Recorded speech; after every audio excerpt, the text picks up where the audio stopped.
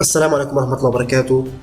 فيديو جديد من القناة إن شاء الله. الفيديو النهاردة هنتكلم عن موقعين كويسين، بس في نفس الوقت صعب إنك تعمل ساين أب ليهم أو تسجل في الموقع. ليه؟ لأن الموقع عبارة عن أنت بتختبر الأشياء، يعني أو بتقيم الحاجات او المنتجات اللي على المواقع زي امازون، زي جوجل، زي جوجل بلاي ستور،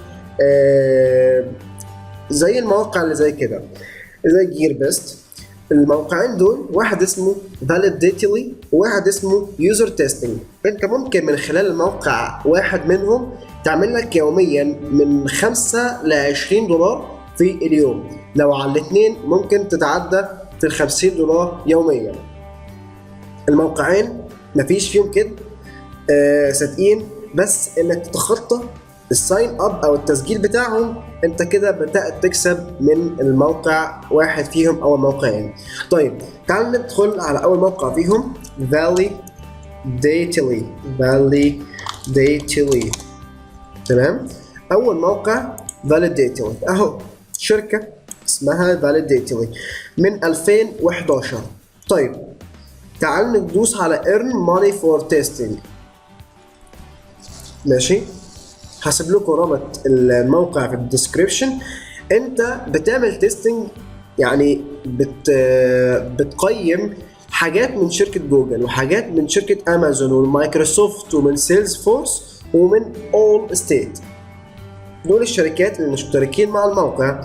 لما انت تيجي تسجل هتدوس على I'm ready to start. بعد لما تدوس هينقلنا على الصفحة بتاعت الساين اب او الريجستريشن اللي هنكتب فيها بيانات التسجيل بتاعتنا عشان نسجل في الموقع. طيب لما يجيب لي الصفحة دي اللي هي مكتوب فيها register account، هندوس account a great account. هيسألني what type of mobile device you own، اندرويد مثلا. next what type of computer do you own، انهي نوع كمبيوتر عندك، ويندوز مثلا. what version of Windows do you use، ويندوز 7. next gender، النوع ذكر. what year you born، مثلا 1995. طيب what is your level of education، انت مثلا some college or university. what is your employment status، ايه حالتك الوظيفية، طالب مثلا. next الدخل السنوي بتاعك قد ايه، اقل طبعا من $25,000. what is your full name، هتكتب مثلا باشا. next بعد كده يحمل. بعد كده احنا بيقول لنا what is your email، نكتب مثلا الايميل بتاعي.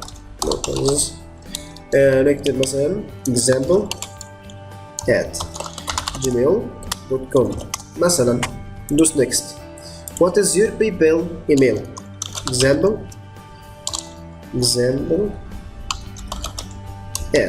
@gmail.com وندوس next.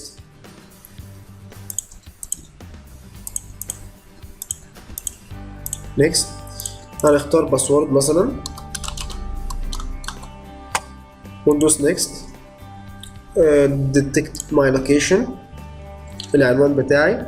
طيب بعد كده هندوس next yes I agree وهندوس sign up في الاخر. بعد كده هنا بيقول لنا ايه، to pass our screener test you must use recent Chrome browser، لازم تستخدم احدث اصدار في جوجل كروم. use recent operation system don't use Windows Vista or XP، ما تستخدمش الويندوز الفيستا او XP، استخدم ويندوز 7. make sure your microphone is turned on، خلي الميكروفون بتاعك مفتوح. read each task aloud، اقرا كل حاجه في التست او في الاختبار اللي هيديهولك بصوت عالي. speak your thoughts aloud، تحدث عن افكارك بصوت عالي. answer the follow up questions، جاوب على الاسئله. take the test in a quiet place، خد الاختبار في مكان هادئ عشان ما يكونش في صخب جنبك او حاجه. اهو بقول لك no background noise، ما يكونش في دوشه ولا تي في ولا تليفون ولا ميوزك ولا حد بيتكلم جنبك. طيب what happens next؟ ايه اللي هيحصل بعد كده؟ we will review your 1 minute screener test in the coming week. بعد ما تعمل السكرينر تيست ده هم هيختبروه خلال الاسابيع القادمه. you will get an email telling you if you passed or not.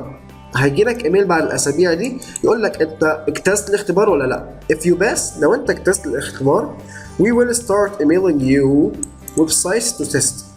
بعد كده هيدولك اختبارات، هيدولك مواقع، يبداوا يبعتوا لك مواقع على الايميل بتاعك علشان تبدا تختبر وتعمل لهم تيستنج وتكسب من وراهم. للاسف هم عندهم الموظفين الكافيين او المستخدمين الكافيين في يوزر تيستنج دلوقتي للاسف. يبقى هو خلينا في فالديتيلي دلوقتي.